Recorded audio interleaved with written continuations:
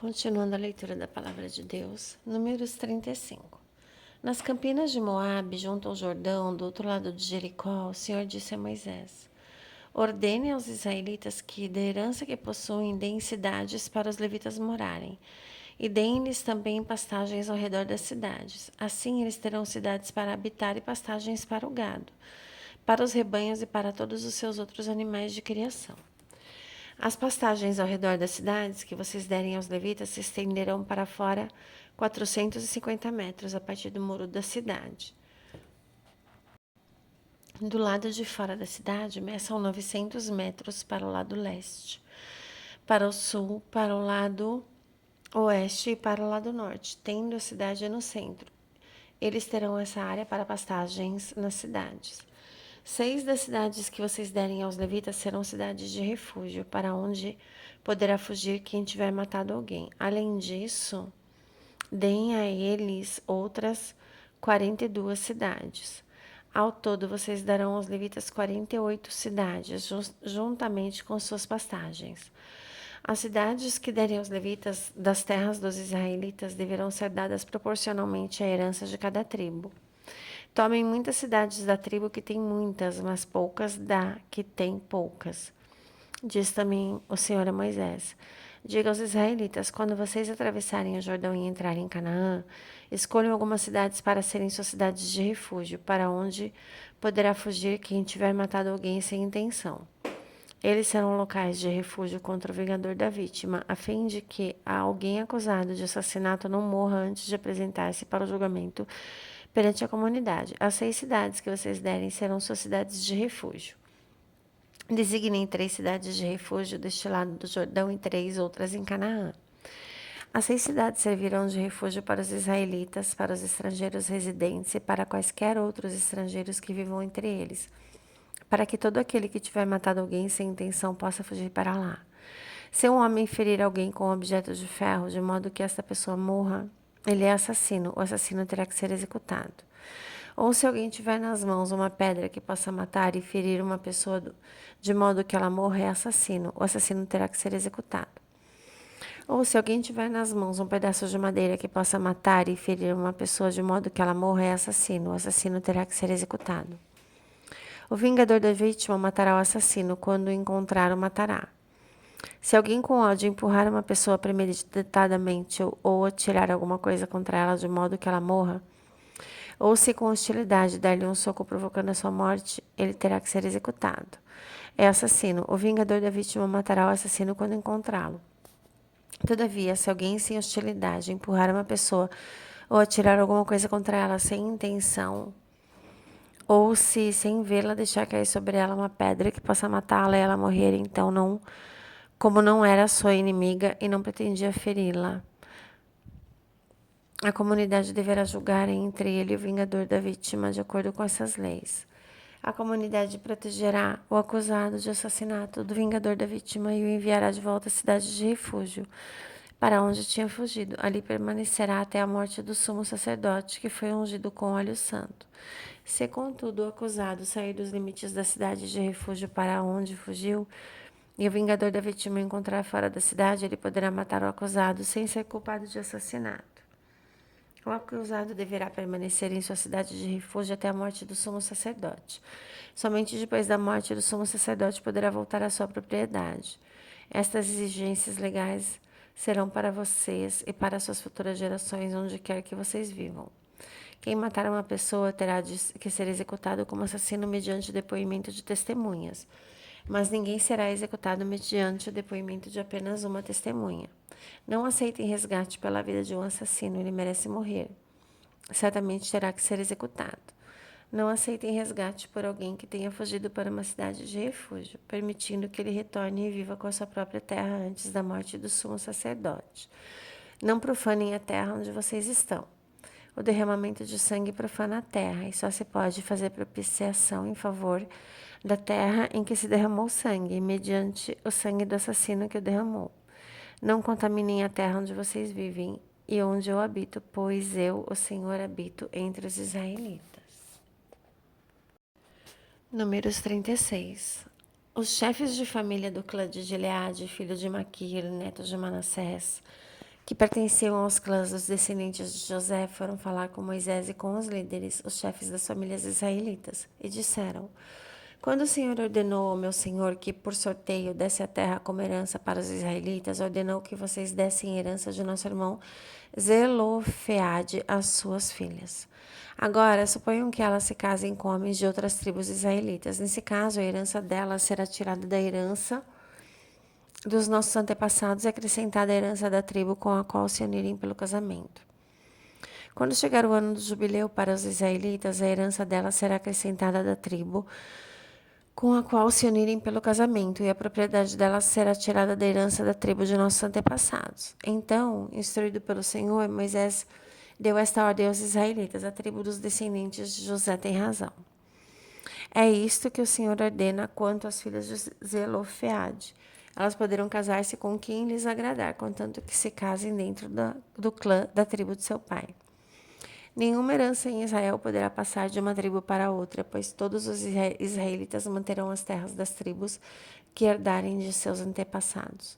Toda filha que herdar terras em qualquer tribo israelita se casará com alguém do clã da tribo de seu pai, para que cada israelita possua a herança dos seus antepassados. Nenhuma herança poderá passar de uma tribo para outra, pois cada tribo israelita deverá manter as terras que herdou.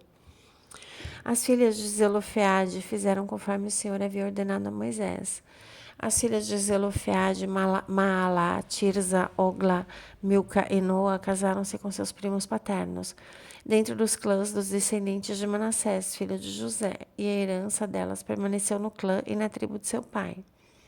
São esses os mandamentos e as ordenanças que o Senhor deu aos israelitas por intermédio de Moisés, nas campinas de Moabe, junto ao Jordão, do outro lado de Jericó. Deuteronômio 1. Estas são as palavras ditas por Moisés a todo o Israel no deserto, a leste do Jordão, na Arabá, defronte de Suf, entre Parã e Tofel, Labã, Azerote e de Zaabe. Em 11 dias se vai de Horebe a Cádiz Barneia, pelo caminho dos montes de Seir. No 40º ano, no primeiro dia do 11º mês, Moisés proclamou aos israelitas todas as ordens do Senhor acerca deles. Isso foi depois que ele derrotou Seom, rei dos amorreus, que habitava em Esbom e em Edrei. Derrotou Og, rei de Bazã, que habitava em Asterote. A leste do Jordão, na terra de Moabe, Moisés tomou sobre si a responsabilidade de expor esta lei. O Senhor, o nosso Deus, disse-nos em Horebe: Vocês já ficaram bastante tempo nessa montanha. Levantem acampamento e avancem para a serra dos amorreus. Vão a todos os povos vizinhos na Arabá, nas montanhas, na Cefelá, no Negueb e ao longo do litoral, a terra dos cananeus e ao Líbano, até o grande rio, o Eufrates. Ponham esta terra diante de vocês, entrem e tomem posse da terra que o Senhor prometeu sob juramento dar aos seus antepassados, Abraão, Isaque e Jacó e aos seus descendentes. Naquela ocasião, ele lhes disse: Não posso levá-los sozinho. O Senhor, o seu Deus, os fez multiplicar, de tal modo que hoje vocês são tão numerosos quanto as estrelas do céu. Que o Senhor, o Deus dos seus antepassados, os multiplique 1000 vezes mais e os abençoe conforme lhes prometeu. Mas como poderei levar sozinho os seus problemas e as suas cargas e suas disputas? Escolham homens sábios, criteriosos e experientes de cada uma das suas tribos e eu os colocarei como chefe de vocês. Vocês me disseram que essa era uma boa proposta. Eu convoquei os chefes das tribos, homens sábios e experientes, e os designei como chefes de 1000, de 100, de 50 e de 10, além de oficiais para cada tribo. Naquela ocasião, ordenei aos juízes de vocês: atendam às questões de seus irmãos e julguem com justiça. Não só as questões entre os seus compatriotas, como também entre um israelita e um estrangeiro. Não sejam parciais no julgamento, atendam tanto o pequeno quanto o grande. Não se deixem intimidar por ninguém, pois o veredito pertence a Deus. Tragam-me os casos mais difíceis e eu os ouvirei. Naquela ocasião, eu lhes ordenei tudo o que deveriam fazer. Depois, conforme o Senhor, o nosso Deus, nos tinha ordenado, partimos de Horebe e fomos para a Serra dos Amorreus, passando por todo aquele imenso e terrível deserto que vocês viram, e assim chegamos a Cádiz Barneia. Então eu lhes disse: vocês chegaram à Serra dos Amorreus, a qual o Senhor, o nosso Deus, nos dá. Vejam, o Senhor, o seu Deus, põe diante de vocês essa terra. Entrem na terra e tomem posse dela, conforme o Senhor, o Deus dos seus antepassados, lhes disse. Não tenham medo nem se desanimem.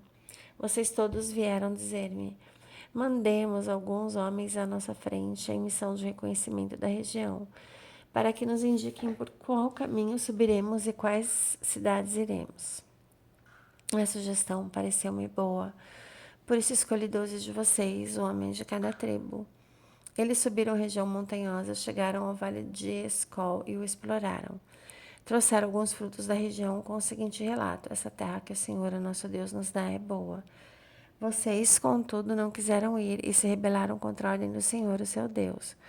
Queixaram-se em suas tendas, dizendo: o Senhor nos odeia, por isso nos trouxe do Egito, para nos entregar nas mãos dos amorreus e destruir-nos. Para onde iremos? Nossos compatriotas nos desanimaram quando disseram: o povo é mais forte e mais alto do que nós. As cidades são grandes, com muros que vão até o céu. Vimos ali os Enaquins. Então os lhe disse: não fiquem apavorados, não tenham medo deles. O Senhor, o seu Deus, está indo à frente de vocês e lutará por vocês, como fez no Egito, diante de seus próprios olhos. Também no deserto vocês viram como o Senhor, o seu Deus, os carregou, como um pai carrega seu filho por todo o caminho que percorreram até chegarem a esse lugar. Apesar disso, vocês não confiaram no Senhor, o seu Deus, que foi à frente de vocês numa coluna de fogo de noite e numa nuvem de dia para procurar lugares para vocês acamparem e para mostrar-lhes o caminho que vocês deveriam seguir. Quando o Senhor ouviu o que vocês diziam, irou-se e jurou: ninguém dessa geração má verá a boa terra que jurei dar aos seus antepassados, exceto Caleb, filho de Jefoné. Ele a verá, e eu darei a ele e a seus descendentes a terra em que pisou, pois seguiu o Senhor de todo o coração. Por causa de vocês, o Senhor irou-se contra mim e me disse: você também não entrará na terra. Mas o seu auxiliar, Josué, filho de Num, entrará, encoraje-o, pois ele fará com que Israel tome posse dela. Mas as crianças que vocês disseram que seriam levadas como despojo, os seus filhos que ainda não distinguem entre o bem e o mal, eles entrarão na terra. Eu darei a eles e eles tomarão posse dela. Mas quanto a vocês, deem meia volta e partam para o deserto pelo caminho do Mar Vermelho. Então vocês responderam: pecamos contra o Senhor, nós subiremos e lutaremos conforme tudo que o Senhor, o nosso Deus, nos ordenou. Cada um de vocês preparou-se com as suas armas de guerra, achando que seria fácil subir a região montanhosa. Mas o Senhor me disse: diga-lhes que não subam nem lutem, porque não estarei com vocês, vocês serão derrotados pelos seus inimigos. Eu lhes disse isso, mas vocês não me deram ouvidos, rebelaram-se contra o Senhor e, com presunção, subiram a região montanhosa. Os amorreus que lá viviam os atacaram, os perseguiram como um enxame de abelhas e os arrasaram desde Seir até Ormá. Vocês voltaram e choraram perante o Senhor, mas ele não ouviu o seu clamor nem lhes deu atenção. Então vocês ficaram em Cádiz, onde permaneceram muito tempo. Glórias a Jesus.